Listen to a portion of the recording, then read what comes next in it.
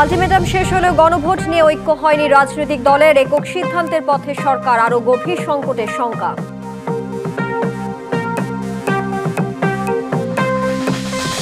নানা অজুহাতে দেশকে অস্থিতিশীল করছে জামায়াত, অভিযোগ বিএনপির। কাল সমাবেশে সরকারকে বার্তা দেবে জামায়াত সহ ৮ দল।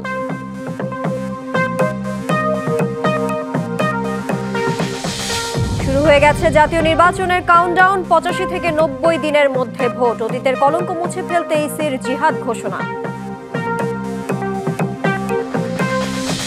আওয়ামী লীগের লকডাউন ঘিরে ঢাকার অন্তত ৫টি স্থানে নাশকতার আশঙ্কা গোয়েন্দাদের। ঠেকাতে সর্বোচ্চ সতর্ক আইন শৃঙ্খলা বাহিনী। এবং ১১তম গ্রেডের আশ্বাসে অবশেষে কর্মবিরতি প্রত্যাহার প্রাথমিকের শিক্ষকদের। প্রজ্ঞাপন ছাড়া শহীদ মিনার না ছাড়ার ঘোষণা একাংশের।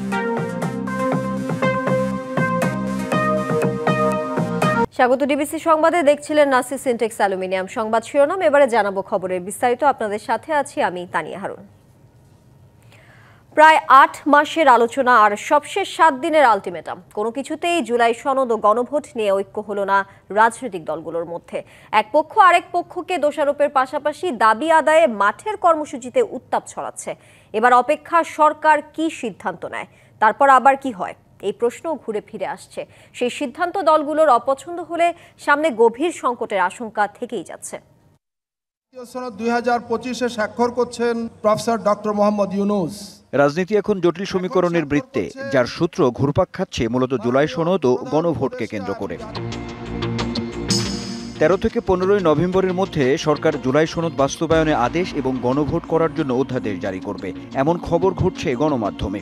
একই সঙ্গে পর্দার আড়ালে এই ইস্যু নিয়ে রাজনৈতিক দলগুলোকে বাগিয়ে আনার চেষ্টার পাশাপাশি সরকার জাতীয় নির্বাচন ও গণভোট একই দিনে আয়োজনের পক্ষে আছে, এমন তথ্য।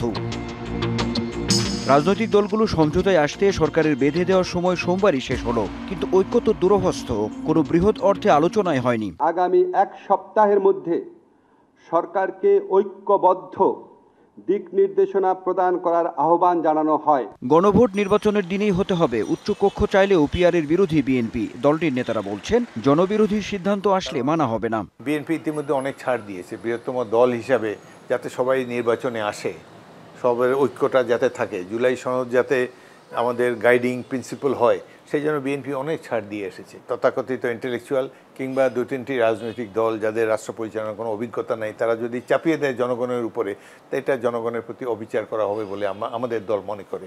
আর জাতীয় নির্বাচনের আগে গণভোটের আয়োজন করার দাবিতে এখনো অনড় জামায়াত। উচ্চকক্ষেও পিআর চায় তাদের। বিএনপি আজকে কি নিয়ে লড়াই করছে?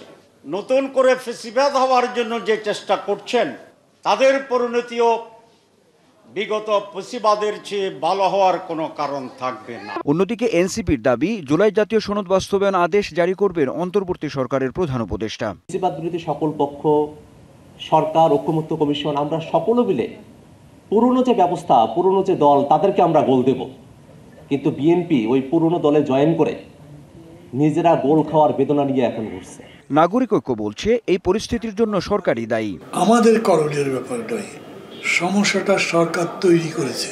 যদি ৮ মাসে তারা বলতে পারতো যেটা সবার কাছে গ্রহণযোগ্য হয়, এটা কিন্তু জোর করে চাপিয়ে দেওয়ার বিষয় নয়। অতএব তারা ডেকে কথা বলুন, এই পয়েন্টগুলোতে ডিফারেন্স আছে, কি করা যেতে পারে যাতে ভোটটা হয়।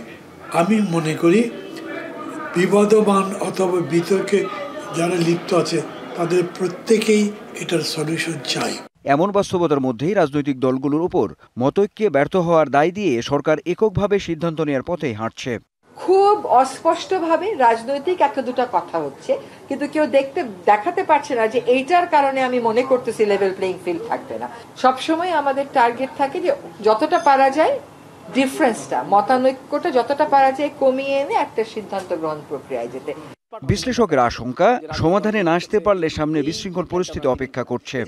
সরকারের ডেডলাইনটা তারা এক সপ্তাহ মানলো না, রাখতে পারলো না, রাখলো না, এতে সরকার দুর্বল হয় না? ইনফরমাল আলোচনার মাধ্যমে যদি এটা সমাধান হয়ে যায়, ফাইন। তাদের নিজস্ব গোলগুলোকে ম্যাক্সিমাইজ করার জন্য করছেন।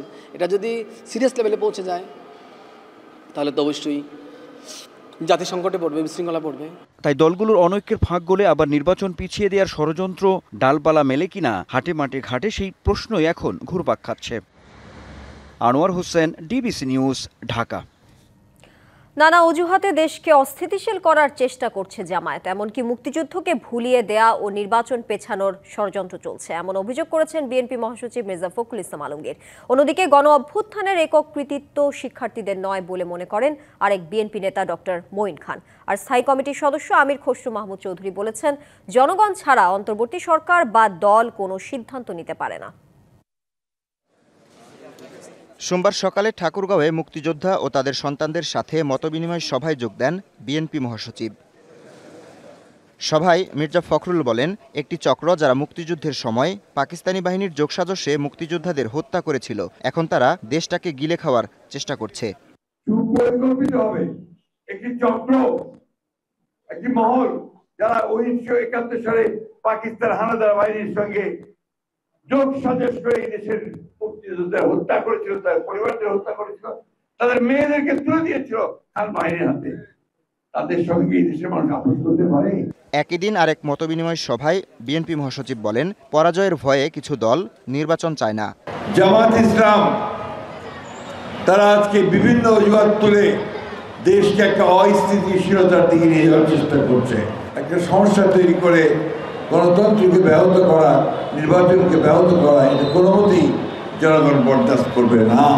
এদিকে রাজধানীর গুলশানের চেয়ারপারসনের কার্যালয়ে 36শে জুলাই নিয়ে এক ফটো অ্যালবাম প্রকাশনায় ডক্টর মঈন খান বলেন, 5ই আগস্টের পেছনে রয়েছে সুদীর্ঘ আন্দোলনের ইতিহাস। এটা কিন্তু শুধু 36শে জুলাই ছিল না, এটা ছিল দীর্ঘ 16-17 বছরের বাংলাদেশের লক্ষ লক্ষ মানুষের যে আত্মত্যাগ, তারই ফলশ্রুতিতে কিন্তু 5ই আগস্ট এসেছে। রাজধানীতে এক অনুষ্ঠানে দলটির আরেক নেতা আমির খসরু মাহমুদ চৌধুরী অভিযোগ করেন, অনেকে জনগণ ছাড়াই রাষ্ট্রের গুরুত্বপূর্ণ বিষয় পরিবর্তনের চেষ্টা করছে। জনগণের ম্যান্ডেট নিয়ে যারা নির্বাচিত হয়ে সংসদে বসবেন, সেই সংসদ কি হবে, তারা কি সিদ্ধান্ত নেবে, সেই সিদ্ধান্ত এখন আমরা দিতে পারি। অনেকে চেষ্টা করছেন সেই সিদ্ধান্তগুলো আমরা এখন নেই, আগামী দিনের সংসদ এটা বাধ্যতামূলকভাবে করতে পারে। এটা গণতন্ত্রের কোনো সংজ্ঞাই বলে না।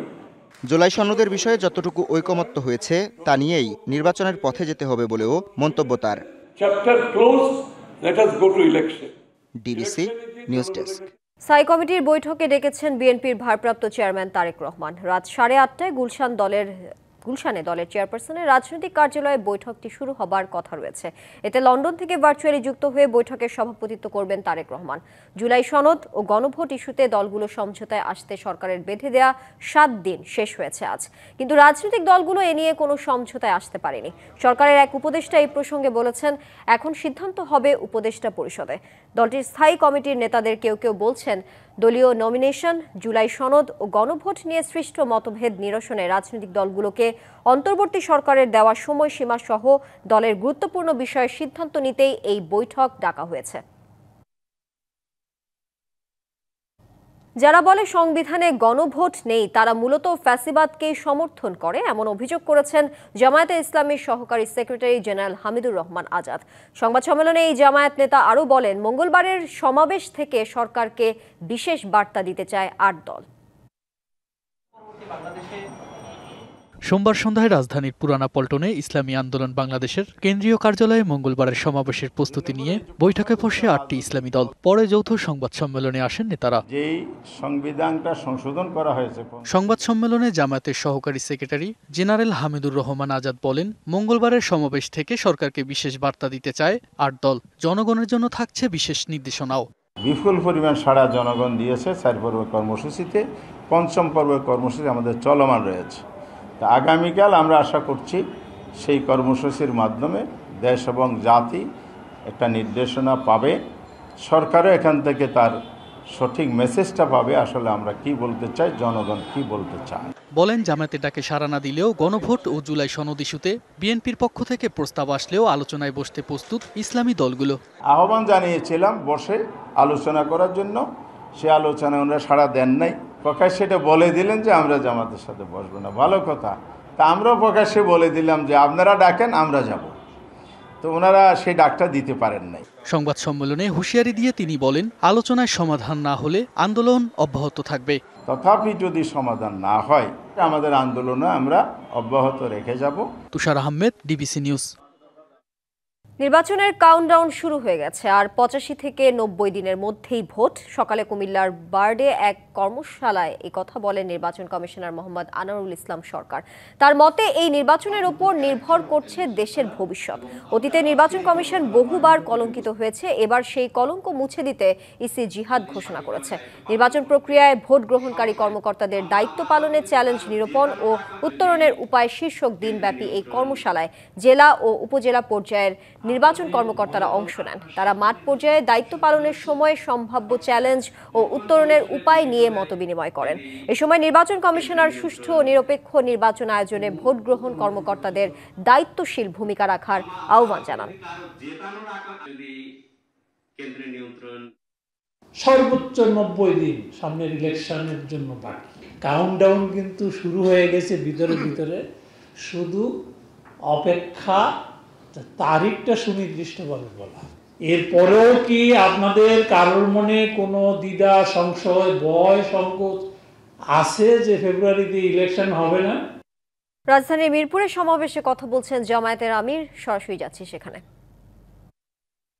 আমার তো পোষাবে না, আমার দরকার নাই মহিলা কর্মজীবী, মহিলা কর্মকর্তা আমার প্রয়োজন নেই, কারণ মালিক টাকা খাবে কেন? আরেক দল বলতেছে যাও মহিলারা একটু রুজি রোজগার করতো, রাস্তাটা দিলেন আপনি বন্ধ করে। ভাই, একদিনে সব কথা বলা যায় না, বিবেচনা না করে, চিন্তা না করে এই কথা বলি নাই। আপনি কি আরেকটা মিটিংয়ে একজন প্রশ্ন করছে ভার্জিনিয়ায়, যে আপনি বলেছেন মহিলাদের কর্মঘণ্টা কমিয়ে দেবেন, এটা কি বৈষম্য না? আমরা করবো 8 ঘন্টা, তারা করবে 5 ঘন্টা। আমি বললাম অবশ্যই বৈষম্য। আসেন দেখি আর কোনো বৈষম্য আছে কিনা। পুরুষরা বাম দিকে বসেছে, মহিলারা ডান দিকে বসেছে। পুরুষদেরকে বললাম, বোনরা আপনারা শুনবেন না এই প্রশ্ন, পুরুষদেরকে বললাম যে আগামী 1 বছরের ভিতরে পেটে বাচ্চা নেবেন এমন 2-1 জন পুরুষ থাকলে হাত তুলেন। কেউ তো আর হাত তুলে না, সবাই হাসে আর নিচের দিকে মাথা দেয়, বুঝছে যে আমি কেন প্রশ্ন করছি। আমি বললাম এটা পারবেন না? কয় না না, এটা পারবো কীভাবে? আমি বললাম আচ্ছা ঠিক আছে, বাচ্চা নিতে পারলেন না, আপনার স্ত্রী যে বাচ্চাটা জন্ম দিবেন ওকে একটু বুকের দুধ খাওয়াবেন 2 বছর, যারা তারা একটু হাত তুলেন, নিজের বুকের দুধ। এখন দেখি আবার কেউ হাত তুলে না। আমি বললাম এটাকে বৈষম্য না? একজন পেটে গর্ভধারণ করলো, এরপরে বুকের দুধ দিয়ে বাচ্চাকে বড় করলো, আপনি কিছুই করলেন না, এটাকে বৈষম্য না? তো সে সব কিছু করবে, আবার প্রফেশনাল লাইফে এসে আপনার মতো 8 ঘন্টা কাজ তাকে করতে হবে, এইটাই বৈষম্য। এখন বলবেন যে শিল্প মালিক বাঁচবে কেমনে, সরকারের কাজ হবে কেমনে? অবশ্যই হবে।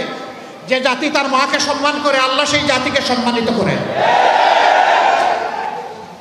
চুরা চুরি করে সমাজ থেকে পকেট কেটে লুণ্ঠন করে যেই টাকা নিয়ে যায়, সেই টাকা যদি ফেরত আসে, সেই টাকা যদি সদ্ব্যবহার করা যায়, মায়েকে রানীর মর্যাদায় প্রতিষ্ঠিত করা হবে ইনশাআল্লাহ। সরকার বিএনপি বা জামায়াতের পক্ষে গিয়ে নোট অফ ডিসেন্ট যোগ করার চেষ্টা করলে এনসিপি সহ জুলাই শহীদ পরিবার ও আহতরা আবারও রাজপথে নামবে, এমন হুঁশিয়ারি দিয়েছেন এনসিপির মুখ্য সমন্বয়ক নাসিরউদ্দিন পাটোয়ারি। বলেন, 2 দলকে কিভাবে বাধ্য করতে হয় তা ভালো জানা আছে তার দলের। প্রশ্ন রাখেন, শেখ হাসিনা ভারতে পালিয়েছেন, তারেক রহমান কোথায় পালাবেন?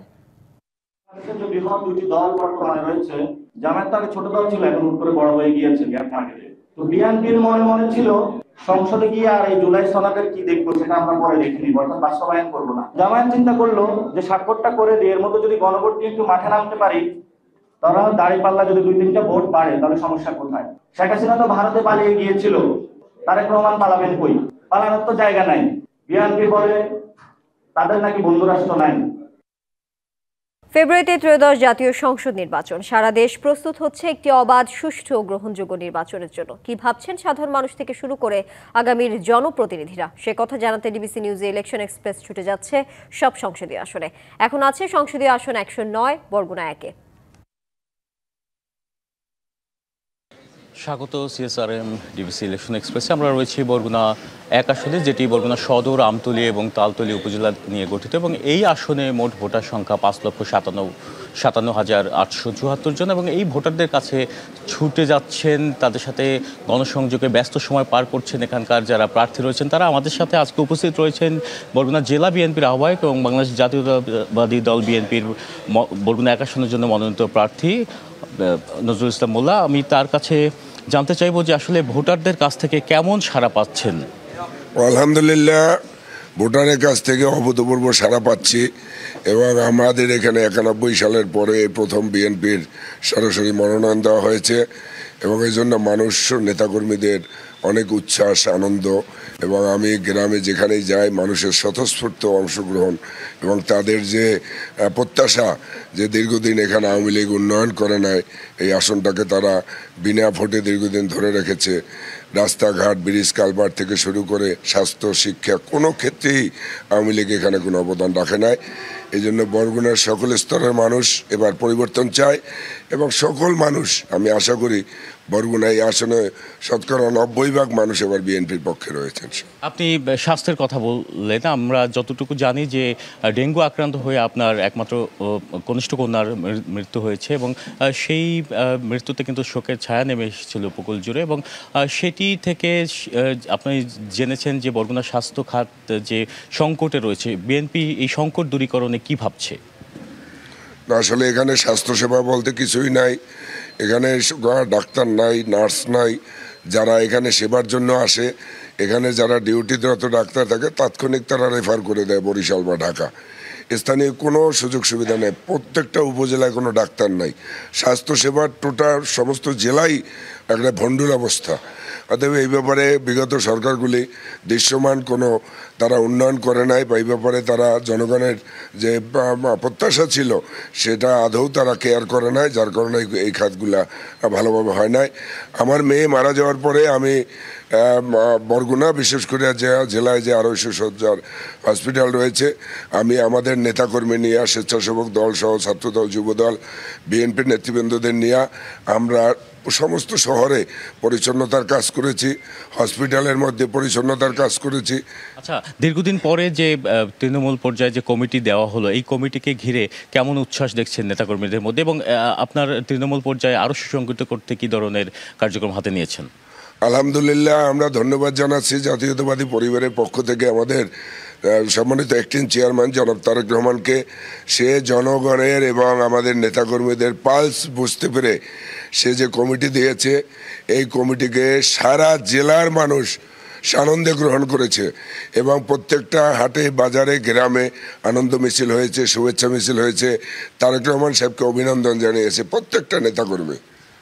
নির্বাচনে ত্রয়োদশ জাতীয় সংসদ নির্বাচনের প্রধান প্রতিদ্বন্দ্বী কাকে মনে করছেন এই আসন থেকে? আলহামদুলিল্লাহ, এখানে প্রতিদ্বন্দ্বিতা কিভাবে হবে আমি জানি না, তবে আমরা আমাদের কাজ আমরা করে যাব। আমাদের 31 দফা আমাদের যে তারেক রহমান সাহেব দিয়েছে সেটার ব্যাপারে আমরা জনগণকে অবহিত করতেছি, এবং আমরা স্থানীয় যে সমস্যাগুলো রয়েছে, যেটা আওয়ামী লীগের হাত ধরে এতদিন এটা সম্ভব হয় নাই, সেই সমস্ত কাজগুলি আমরা দল যদি ক্ষমতায় আসে, বরগুনার জনগণ যদি আমার উপর আস্থা রাখে, অবশ্যই এই আসনটি যদি প্রথমবারের মতো বিএনপিকে উপহার মানুষ দিতে পারে, অবশ্যই আমাদের ভারপ্রাপ্ত চেয়ারম্যান তারেক রহমানের কাছে বরগুনার মানুষের চাওয়ার, প্রত্যাশার অনেক কিছু আছে, যেটা আমি মনে করি আমরা তার মাধ্যমে বরগুনাবাসী। ইসলামী দলগুলো জোট বাঁধার কথা বলছেন, এক্ষেত্রে তাদের নিয়ে কোনো শঙ্কা আছে কিনা? ইসলামী দল, এগুলি আমরা ইসলামী দল, এইটাই আমাদের মুসলমান সমাজ, হিন্দু ভাইরাও ভালোভাবে নেয় না। ইসলামী এবার দল কি, এটা আমরা নেই না, এবং এই সমস্ত দল আমরা কাউন্ট করি না। এটা 0+0+0 রেজাল্ট যা হয় তাই আমরা মনে করি। যেটি শুনছিলাম যে তারা আসন্ন ত্রয়োদশ জাতীয় সংসদ নির্বাচনকে নিয়ে প্রস্তুতি নিচ্ছেন, গণসংযোগ করছেন, এবং আজকে আমরা ছিলাম বরগুনা আমতলী এবং বরগুনা এক আসনে, এবং আগামী আমরা থাকবো বরগুনা 2 এবং পটুয়াখালী 1 আসনে। আমরা ডিবিসি এক্সপ্রেস নিয়ে আগামীকাল দেখা হবে ডিবিসি নিউজে। দশম গ্রেডের দাবিতে আন্দোলন করলেও একাদশ গ্রেডে বেতনের আশ্বাসে সরকারি প্রাথমিক বিদ্যালয়ের সহকারী শিক্ষকরা কর্মসূচি প্রত্যাহারের ঘোষণা দিয়েছেন। তবে প্রজ্ঞাপন ছাড়া কেন্দ্রীয় শহীদ মিনার না ছাড়ার ঘোষণা দিয়েছে শিক্ষকদের একাংশ। সন্ধ্যায় সচিবালয়ে অর্থ মন্ত্রণালয়ের সম্মেলন কক্ষে অর্থ মন্ত্রণালয় এবং প্রাথমিক ও গণশিক্ষা মন্ত্রণালয়ের কর্মকর্তাদের সঙ্গে আলোচনার পর আন্দোলন প্রত্যাহারের ঘোষণা দেওয়া হয়, যদিও তা মানছেন না শিক্ষকদের একাংশ। এর আগে রবিবার রাতে সরকারি আশ্বাসে তারা কর্মবিরতি স্থগিতের ঘোষণা দেওয়ার পর সিদ্ধান্ত পরিবর্তন করেন। সারা দেশে কর্মবিরতির পাশাপাশি কেন্দ্রীয় শহীদ মিনারে অবস্থান কর্মসূচি পালন করছেন সরকারি প্রাথমিক বিদ্যালয়ের সহকারী শিক্ষকরা। শীতের আগমনী বার্তা পেয়ে ভোরের আলো ফোটার সাথে সাথে সূর্যাস্ত পর্যন্ত খেজুর গাছ প্রস্তুতে ব্যস্ত সময় পার করছেন চুয়াডাঙ্গার গাছিরা। আগামী 4 মাস এক নাগারে চলবে এই কর্মযজ্ঞ। রস সংগ্রহের পর তৈরি হবে খেজুর গুড় আর নলেন পাটালি। ভোরের প্রথম আলোয় জেগে ওঠে গ্রাম। হেমন্তে হালকা কুয়াশার চাদরে ঢাকা মাঠে শিশিরের ঝলক। বেলা বাড়তেই ঘাসের ওপর রোদের ছোঁয়ায় চিকচিক করে হাজারো বিন্দু, যেন প্রকৃতি নিজেই এঁকেছে আলোর অলঙ্কার। চুয়াডাঙ্গার গাছিরা এমন সময় ব্যস্ত নিজস্ব দিতে দা সানিয়ে নেয়ার পাশাপাশি রস আহরণের জন্য প্রস্তুত করা হচ্ছে খেজুর গাছগুলোকে। আগামী 4 মাস চলবে রস সংগ্রহের কাজ। আমরা কার্তিকের প্রথম থেকে গাছ তোলা শুরু করি, 5 থেকে 6 দিন পরে আমরা গাছ চাষ দিই। কার্তিক মাস হলে আমি গাছ তুলি, আর ওদিকে ফাল্গুন চৈত মাস পর্যন্ত আমরা এই গাছটা কাটি। আগাম গাছ তোলা ছিল, আমি আজকে প্রথম গুড় জাল দিচ্ছি আর কি। শীতের একটু অনুভূত হলে হয়তো ভালো গুড়, ভালো মানে গুড় পাওয়া যাবে আর কি। রস সংগ্রহের পর তৈরি করা হবে খেজুর গুড় আর পাটালি। এতে কর্মসংস্থান হবে অনেকের। তবে এ খাতে সরকারি পৃষ্ঠপোষকতা না থাকায় এগোচ্ছে না গ্রাম বাংলার সম্ভাবনাময় অর্থনীতি। এত পরিশ্রম কাজ কোনো ছেলে পেলে আর গাছও উঠতে চায় না। আমরা যখন গাছ উঠাতে যাচ্ছি গাছে সেইভাবে পাওয়া যাচ্ছে না। খেজুরের রস সংক্রমণ মুক্ত রাখতে সংগ্রহের সময় নিয়মিত তদারকি করছে কৃষি বিভাগ। এটি যদি পরিচর্যা করে কৃষক ভাইরা, তাহলে সেখান থেকে তাদের একটা ভালো অর্থনৈতিক অবস্থা তৈরি হবে এবং এটি কিন্তু বাজারে বা আমাদের যে ভোক্তা যারা আমরা আছি, আমাদের চিনির চাহিদা অনেকটা পূরণ করবে। হিমশীতল আবহাওয়ায় মিষ্টি রসের আশায় দিন গুনছে বহু ভোজন রসিক বাঙালি। পাশাপাশি জেলার 2.5 লাখের বেশি খেজুর গাছ থেকে 2500 মেট্রিক টন গুড় উৎপাদনের লক্ষ্য কৃষি বিভাগের। DBC news desk. ডিবিসি সংবাদে এই ছিল এখনকার মতো। ডিবিসি নিউজের সংবাদগুলো পড়তে ভিজিট করুন dbcnews.tv আর ভিজিট করুন ডিবিসি নিউজের ফেসবুক পেজ এবং ইউটিউব চ্যানেল। ডিবিসির সঙ্গে থাকুন।